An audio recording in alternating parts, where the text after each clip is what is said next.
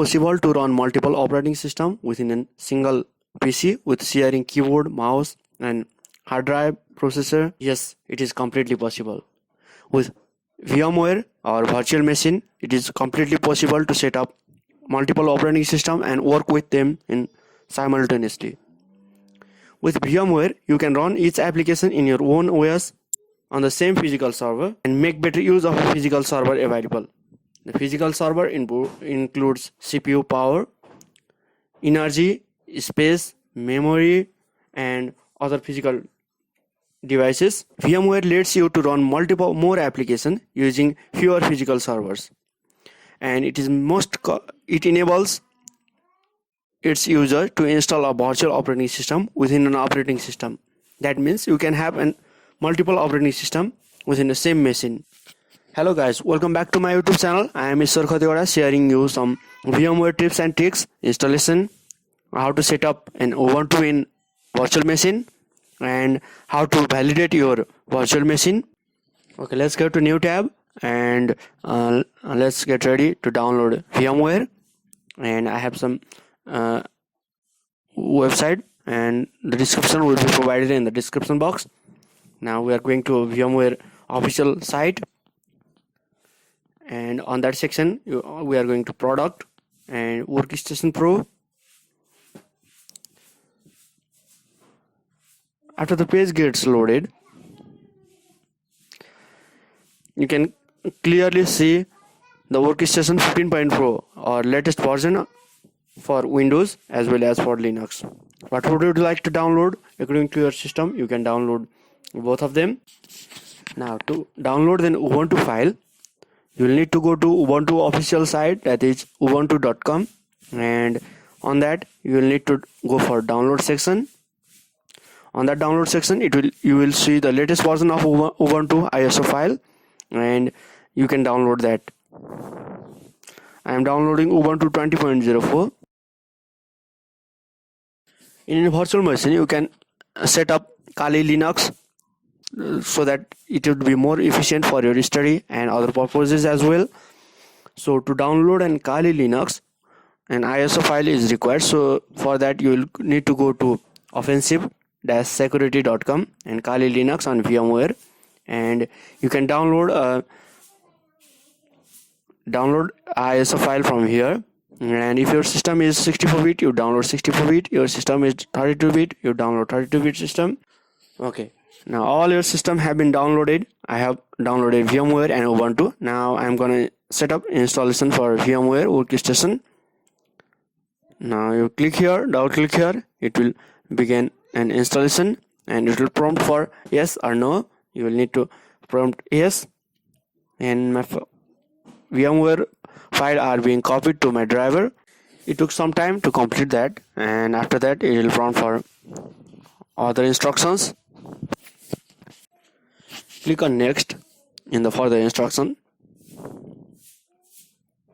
After that, click on the license agreement. You will need to accept that.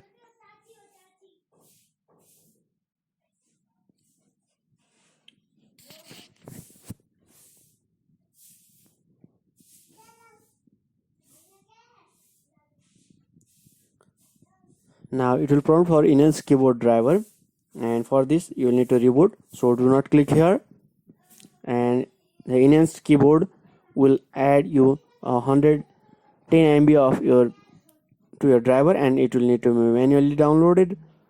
So do not click here, and it will prompt for new updates on startup or maybe VMware some improvement programs will be pop up. So check that and create a desktop shortcut icon.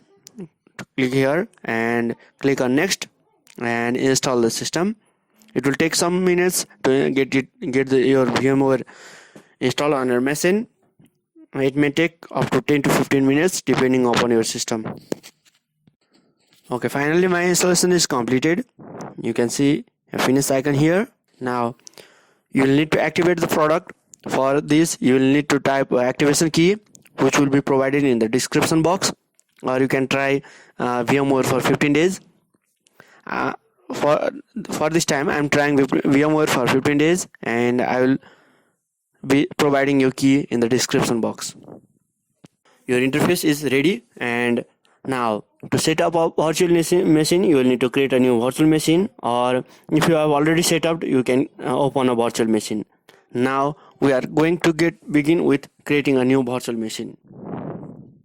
Now click on create a new virtual machine. You will need to be recommended. You will recommended for a typical installation, and you can try it custom as well. For that you can edit other compatibility modes, and after getting on typical installation you will need to set up your file where you have a ISO file of Windows or Linux, and I have ISO file in my drive, so I will be selecting an installation disk image file ISO, or if you have an CD drive you can choose that option as well.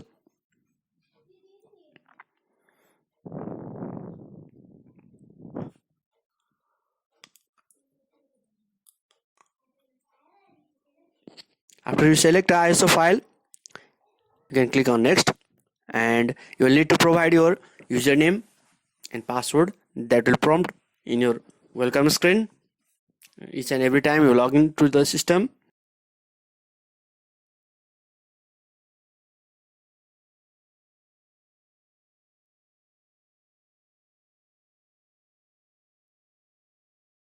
Now it will ask you for amount of disks that is required in your operating system, and it will ask you for store virtual disks on a single file or in a multiple file. Multiple file will make it easier to move the virtual machine to another computer, but it may reduce the performances of large disks. So store virtual disks in a single file, and the minimum amount of space it requires is 20 GB.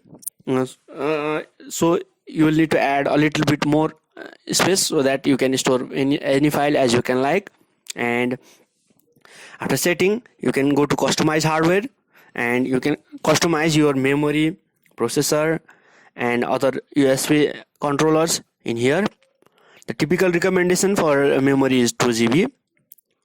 However, you can set up more as according to your type, and in the processor section you will see and the number of processor being used, the number of core processor it are used. You can manually change that, and you can add any new hardware if you require. I have set up with the same thing, and let's click on finish. After clicking on finish, it will set up your OS ready for virtual machine to be used.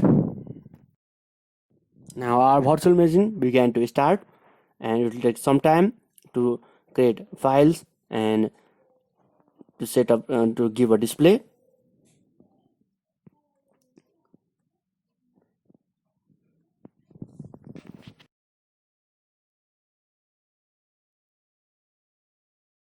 Now on the middle it will ask you for login with the username and password that you have added last time. Now after providing the user access and password, it will install the desktop view. After some time the installation will be completed and your desktop will be ready. Desktop screen will be ready. Now you can clearly see your desktop interface, and it will ask you for to require an account if you have Ubuntu account, Google account or other Microsoft accounts. So you can skip it right now and set up manually later. Now your desktop is completely ready with the things that you require. Thanks for watching, and don't forget to subscribe, like and share my videos.